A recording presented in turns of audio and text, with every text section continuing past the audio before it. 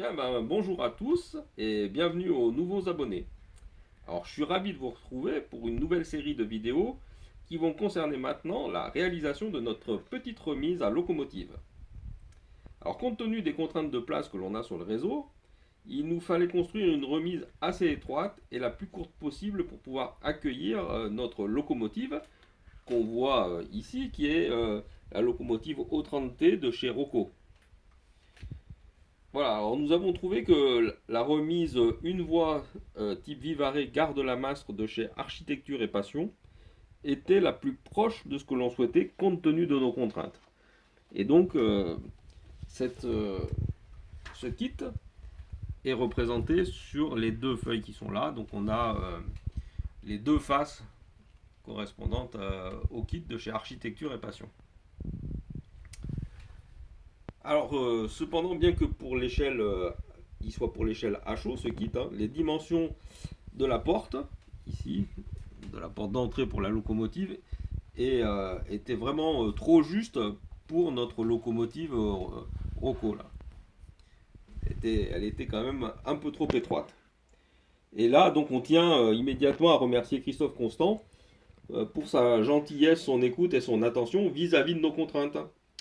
En effet, s'agissant d'un kit découpé au laser, il nous a immédiatement proposé de nous refaire des pièces plus adaptées à nos besoins.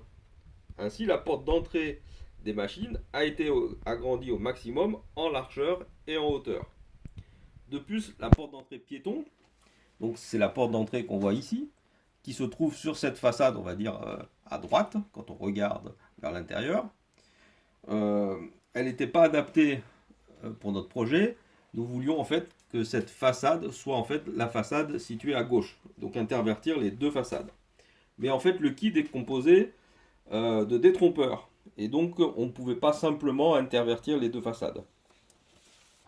Et Christophe, du coup, nous a fait parvenir des nouvelles pièces gravées au laser en moins d'une semaine. Et vraiment, on le remercie très vivement pour sa réactivité. Alors, voilà, du coup, avec les nouvelles pièces, euh, voilà, la remise telle qu'elle est finalement finalisée. Donc ici, si on met voilà, par rapport à ce qu'on voit ici, donc on voit qu'effectivement, la porte d'entrée piéton, elle se situe de ce côté-là. Donc c'est bien la façade ici de droite qu'on a retrouvée à gauche et inversement. Voilà. Donc les deux façades ont bien été inversées. Et puis la porte a été agrandie au maximum, ce qui fait que nous avons les pignons qui se rejoignent quasiment entre les pignons de la porte. Et on va voir que effectivement c'est quand même voilà, ça passe même agrandi au maximum, ça va passer vraiment tout juste, mais ça passe. Alors malgré tout ces premières modifications du kit initial, nous en avons réalisé d'autres. Et en particulier, nous avons donc réalisé l'ajout d'un atelier que l'on voit ici. Voilà, cette partie-là. Alors, cet ajout de l'atelier vient du fait que le kit à l'intérieur était muni d'une cloison qui se situait exactement à cet endroit-là. Donc, on voit effectivement ici les pièces qui servaient à mettre la cloison. Donc, en fait, la partie remise réellement pour la machine, elle était de cette dimension-là. Mais on voit qu'en fait, cette dimension, elle est pas suffisante pour faire rentrer notre locomotive. Donc, il fallait qu'on enlève cette cloison. Et donc, on perdait cette partie en quelque sorte atelier. Et donc, on a recréé cette partie atelier à l'arrière. Voilà, comme on peut le voir maintenant. Donc ça, c'est la première modification d'ampleur. Et puis, l'autre modification que cet ajout d'atelier nous a un petit peu forcé la main, c'est le mur de soubassement. Donc comme on peut voir le mur de soubassement sur le kit de départ est réalisé ici en pierre hexagonale. Mais compte tenu de l'ajout de l'atelier, la partie de ce mur hexagonal dans le kit ne nous permettait plus de faire la partie soubassement de l'appentis. Et en plus, ce type de pierre hexagonale correspondait pas vraiment à l'architecture qu'on souhaitait pour avoir une unité architecturale sur tous nos bâtiments. Donc on a donc réalisé un soubassement différent en pierre rectangulaire sur tout le pourtour à la place de ce soubassement en pierre hexagonale. Donc on voit ce soubassement maintenant, là, voilà, sur tout le tour, qui fait le tour aussi de l'appentis et qui fait tout le tour là du bâtiment.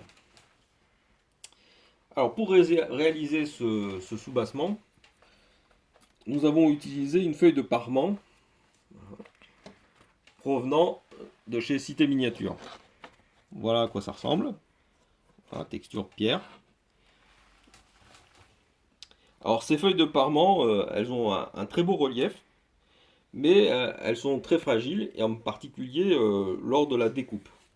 Donc là, nous avons effectivement découpé des bandes dans cette feuille. Alors évidemment, pour faire la découpe en bande, il faut une lame de cutter neuve, et surtout faire la découpe sur la face imprimée en relief, c'est-à-dire qu'il faut faire la découpe sur cette face-là, et surtout pas inverser la feuille pour faire la découpe, où il y a un adhésif sur l'arrière, parce que ça provoque en général l'arrachement de la face gravée, compte tenu de la fragilité. Alors une fois découpées, justement, les bordures sont très fragiles, et compte tenu de cette fragilité, on peut lire effectivement sur la notice qu'il est conseillé de sceller le papier avec quelques fines couches d'après-gris en bombe. Mais je trouvais que finalement la couleur du papier de départ correspondait à une bonne teinte de base pour notre gars. Donc au lieu de passer de l'après en bombe de couleur gris en plus, qui était un peu éloigné finalement de notre couleur de base, je me suis lancé à badigeonner au pinceau la couche de papier avec la colle de chez Woodland Scenic. Voilà, la Scenic Ciment de chez Woodland Scenic. Et alors, compte tenu de la fluidité de cette colle et de son aspect mat, elle imbibe très bien le papier et lui confère ensuite une grande souplesse. Donc, on peut voir, voilà, un petit échantillon de ce qui nous reste. Et en fait, on peut très bien voir maintenant que on a une grande souplesse. C'est le genre de choses qu'on pouvait absolument pas faire avant d'avoir mis la colle Scenic Ciment. Tout se serait décomposé, et puis on pouvait plus passer vraiment facilement les doigts dessus. Ça partait, ça s'effeuillait. Voilà. Donc là, maintenant, avec cette première couche en fait qui va servir finalement de couche d'après, de solidification, ça marche très très bien. Donc pour ces feuilles de parement de chez Cité Miniature, je recommande vivement cette solution avant toute mise en peinture. Voilà, donc il s'agit là d'une petite vidéo de présentation. On va essayer de ne pas la faire trop longue justement. Et donc dans la prochaine vidéo, nous verrons la mise en peinture ainsi que la réalisation de l'appentis. Voilà. Et ben voilà, je vous retrouve très vite pour une deuxième vidéo concernant cette remise. Voilà, à bientôt.